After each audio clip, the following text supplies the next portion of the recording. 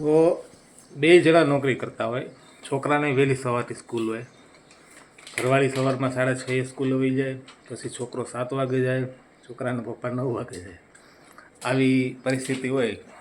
સમયની મારામારી હોય. ટિફિન બન્યા જ હોય પણ વહેલા બનાવી નાખ્યા હોય. હવે સરકાર જ્યારે એકસાથે 2-3 રજાઓ આપી દે, મતલબ છે હોળી છે, ધૂળેટી છે, અને શનિવારની એક રજા છે, અને પછી એક રવિવારની અમારે રજા આવે. 4 દિવસનું મિની વેકેશન છે.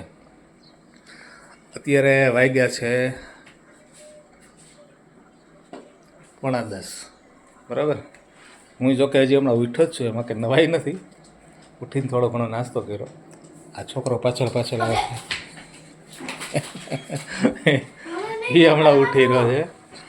હું તમને દેખાડવા એ માગું છું કે રોજે રોજ અપડાઉન કરવું, રોજે રોજ કામે જવું, રોજે રોજ ઉઠીને ટિફિન લઈને જવું, દોડાદોડી કરવી, પછી જ્યારે રજા આવે ત્યારે એનો કેટલો આનંદ લેવાતો હોય એનું લાઈવ ઉદાહરણ હું તમને દેખાડું.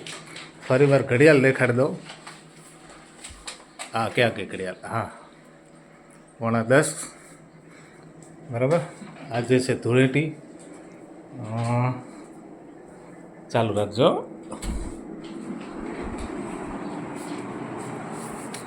Good morning. હા, હજી ઉઠે છે. આમ જો 9:45 થયા. 9:45 થયા. હજી આખું ચોળે છે. આ બાપ દીકરો નાસ્તા વગરના બેઠા છે. પણ ના, કાંઈ વાંધો નહીં. કાંઈ વાંધો નહીં. બોલો, શું કહેવા માંગો છો? વેકેશન છે એમને મિની વેકેશન છે. ના, કાંઈ વાંધો નહીં. અમે 1-2 દિવસ નાસ્તો તમતાર મોડો કરશું તો કાંઈ વાંધો નથી. પણ ટૂંકમાં આ તમને મેં લાઈવ ડેમો દેખાડ્યું. 5 દિવસનું વેકેશન છે મારે. હા, અને એને વેકેશન એટલે જ કહેવાય કે આપણે જ્યારે જે કરવું હોય ત્યારે કરીએ.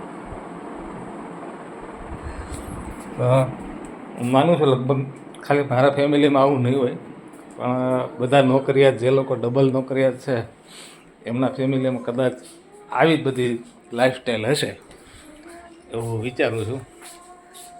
તમારો અનુભવ કહેજો.